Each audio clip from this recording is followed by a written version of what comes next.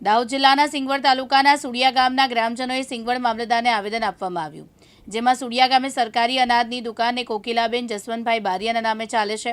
ગ્રામજનોએ સરકારી અનાજની દુકાન પરથી સરકારના ધોરણ પ્રમાણે જે વસ્તુઓ મળે છે તે વસ્તુઓ ગ્રામજનોને રાબેતા મુજબ મળે।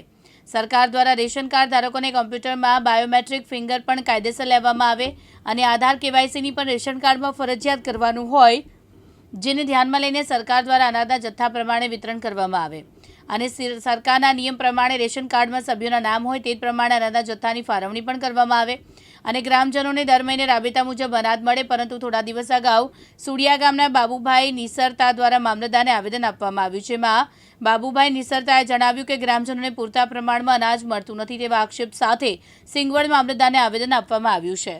તારા ચેતનભાઈ ધનાભાઈ, ગામ સુડિયા, તાલુકો સિંગવડ।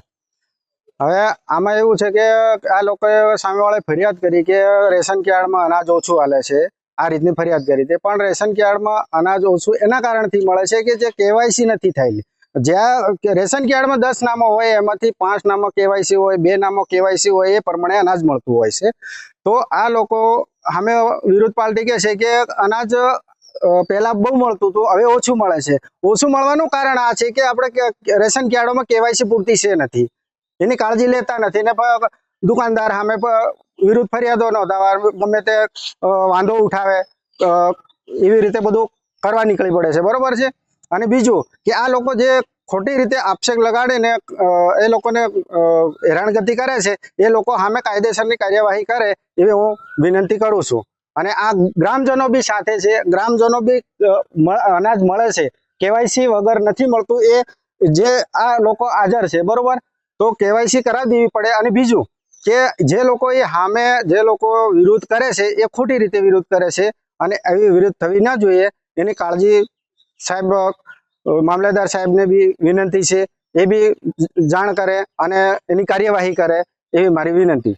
બારિયા રાહુલ કુમાર જસવંતભાઈ, અમારા સુડિયા ગામમાં ધરતી આંબા કાર્યક્રમ યોજવામાં આવ્યો હતો, ત્યારે કેવાયસી માટે લોકોએ રજૂઆત કરી હતી। ત્યારે કેવાયસી લોકોનું થયેલું નહોતું અને જે લોકોનું કેવાયસી થયું હતું એ પ્રમાણે અનાજ આપવામાં આવે છે। જે લોકોનું 10 નામો હોય અને 2 લોકોનું કેવાયસી થયેલું હોય એ પ્રમાણે અનાજ આપવામાં આવે છે। ત્યારે વિરોધ પક્ષના નેતા શ્રી બાબુભાઈ નિસરતાએ રજૂઆત કરવામાં આવી હતી અને આવેદનપત્ર આપવામાં આવ્યું હતું શ્રી મામલતદાર સાહેબને। ત્યારે અમે ગ્રામજનો બધા ભેગા થઈને મામલતદાર સાહેબને રજૂઆત કરવા આવ્યા છે કે જે આવેદનપત્ર આપવામાં આવ્યું છે એ સદર ખોટું છે। અકરમ ભૂંગા, દિવ્યાંગ ન્યૂઝ, દાહોદ।